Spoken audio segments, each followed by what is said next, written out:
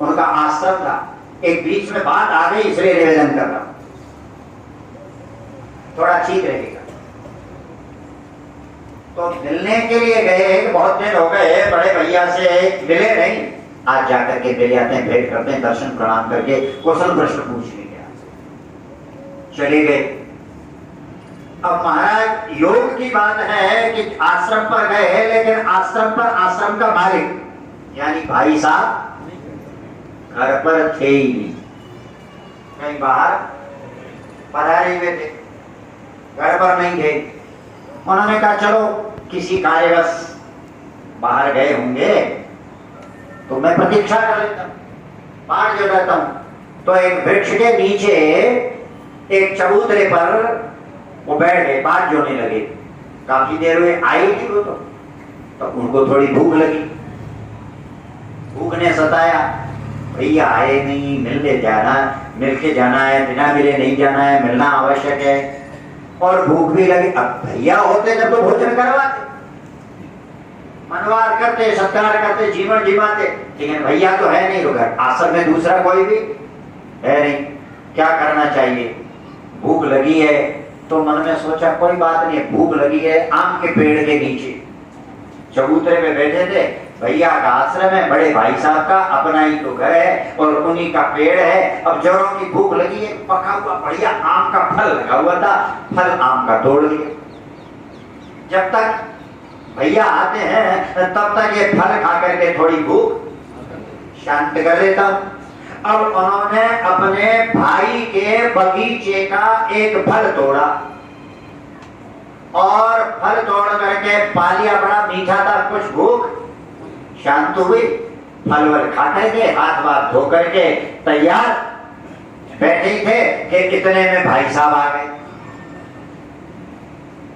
भैया को प्रणाम किया, नमस्कार किया, हाथ जोड़ा किया, अभिवादन किया। दोनों भाई बड़े प्रेम से स्नेह से मिले, गले मिले, हृदय से हृदय लगा करके मिले, चर्चा हुई, वार्तालाप हुई, कुशल प्रश्न पूछा।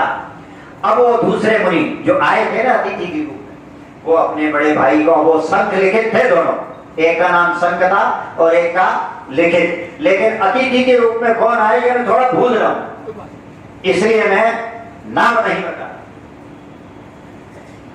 तो उन्होंने हाथ जोड़ करके कहा कि मैंने इनके बगीचे का आम का फल खाया है तो इनको बता देना चाहिए।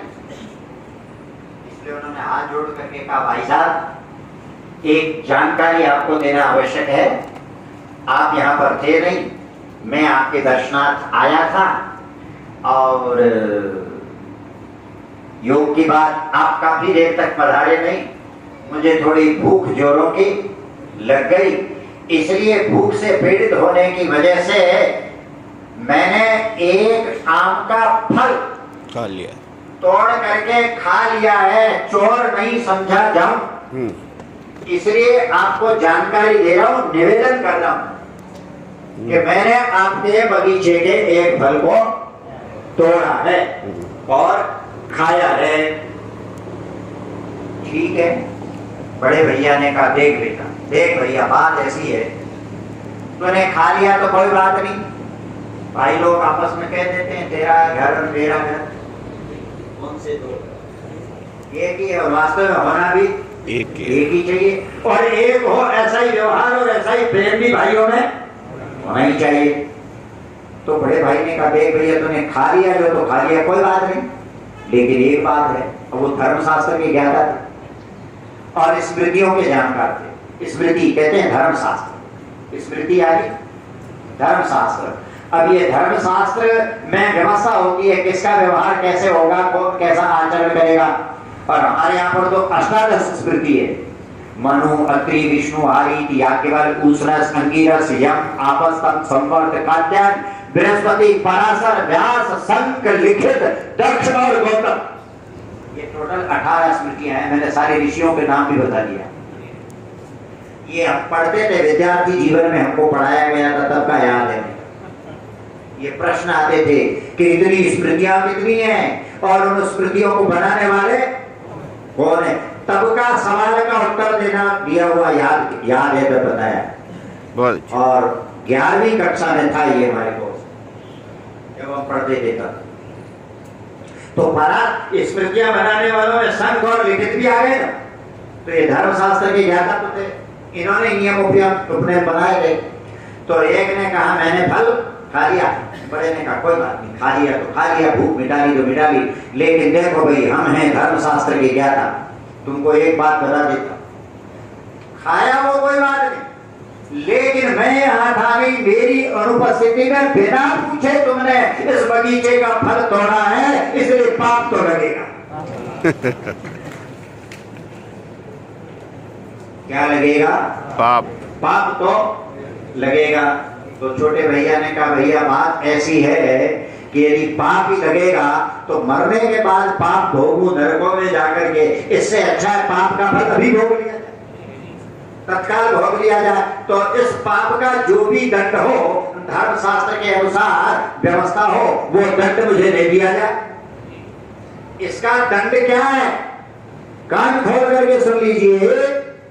उन्होंने धर्मशास्त्र के अनुसार निर्णय लिया, चूंकि तुमने हमारी अनुपस्थिति में हमारे बगीचे के वृक्ष के फल को तोड़ करके खाया है, चोरी किए हाथों से, इसलिए इस पर दंड की सजा, इसकी सजा है हाथों से चोरी किए से, इसलिए हाथ काट दिएगा। क्या सजा क्या है? हाथ काटना। चोरी करने वालों सुन लेना,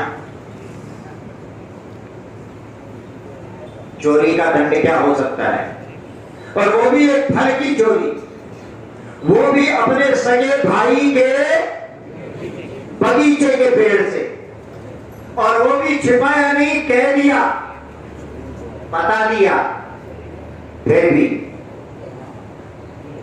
कहा भैया मुझे यदि ऐसी सजा बाद में भोगनी पड़े तो आप कृपालु हो, अभी तत्काल मुझे दंड दे दो, हाथ काट दोगे। भाई को रोना आ गया है, मेरे भाई के हाथ कैसे? बोले नहीं भैया, यहां पर न्याय की बात है, काट दिया जाए। महाराज हाथ काटे, न्याय का पालन किया, और इतने न्याय प्रिय और धर्म का दृढ़ता के साथ धर्म का पालन करने की वजह से जैसे ही हाथ काटे कि भैया को रोना आया, उसने अपना हाथ आगे बढ़ाया मिलने के लिए, गले मिलो, तो टूटे हुए हाथों से उन्होंने अपना हाथ आगे बढ़ाया तो वापस हाथ तैयार हो गया। अधर्म करने की ये सजा, तो धर्म पालन करने का यह पुरस्कार। तत्काल वापस हाथ सही हो गए। अब मैंने तो ये बात क्यों बताई? राम जी आए हैं किसके लिए? बगीचे के फूल और तुलसी दल तोड़ने के लिए, गुरु जी की आज्ञा से आए हैं, लेकिन धर्मशास्त्र की ज्ञाता है, धर्म की रचना करने वाले राम हैं। भगवान श्री राम के लिए कहा गया है रामो विग्रहवान धर्म, रामो विग्रहवान धर्म। प्रभु श्री राम तो साक्षात विग्रहवान धर्म है, तो जो स्वयं विग्रहवान धर्म है, उनसे धर्म के विरुद्ध आचरण और व्यवहार कार्य कैसे हो सकता है? संभव है? नहीं संभव है, कदापि संभव नहीं है। मैं आपको यह प्रसंग इसलिए निवेदन कर रहा हूं, आप सत्संगी है, आप श्रोता हैं, आप भगवत भक्त हैं, आप भगवत कथा सुनने वाले हैं, भगवत चरित्र सुनने वाले हैं, गृहस्थ जीवन यापन करना चाहते हैं, और कथा श्रवण करने का आपका उद्देश्य है भगवत प्राप्ति, और भगवत प्राप्ति के साथ साथ अधर्म से, पाप से निवृत्ति, और पुण्य में और सद्कार्य में प्रवृत्ति है कि नहीं है आपका उद्देश्य? और यदि सत्संग श्रवण करने पर आपका यह उद्देश्य नहीं है, तब तो जो हमने इतनी देर आपको सुनाया वो बात आपके काम की नहीं। और यदि आपका उद्देश्य भगवत प्राप्ति है और भगवत कृपा को संपादन करना है, तो ये आपके बहुत काम की चीज है। इसलिए याद रखिए, अपने व्यवहार में कितनी पारदर्शिता हो, न्याय हो, ईमानदारी हो, कहीं किसी के हिस्से का एक पैसा हमारे हिस्से में आ जाए और हम अपने हित में उसका दुरुपयोग कर रहे हैं, ये महापाप है। और धर्म के इस तत्व को भगवान राम जैसा कौन समझ सकता है? इसलिए राम जी ने कहा लक्ष्मण ठहरो, रुको, सीधे जाकर के पेड़ों पर हाथ मत डालो, फूल मत तोड़ो, तुलसी पत्र मत तोड़ो। बोले क्यों? गुरुदेव का आदेश है कि जनक की वाटिका से जाकर के तुलसी डालो और फूल तोड़ करके लाओ। नहीं नहीं बेटा नहीं। बोले क्यों? मर्यादा है, धर्म है। यहाँ के जो रक्षक है, मालीगण है, उनसे पूछना होगा और वो जब आदेश देंगे तब हम ले पाएंगे। इसलिए उनका आदेश है रक्षक भूपति बाग के सेवा धर्म सुजान, हम चाहत कछु फूल दल अनुमति करहु प्रदान, अनुमति करहु प्रदान। एक नहीं वहां पर, दो नहीं, तीन नहीं, बहुत मालियों का समूह है। इसलिए चहु देश चेतई पूछी माले गन, चहु देश चेतई पूछी माले गन, श्रवण सुधा सम बचन सुनी। देखो भैया,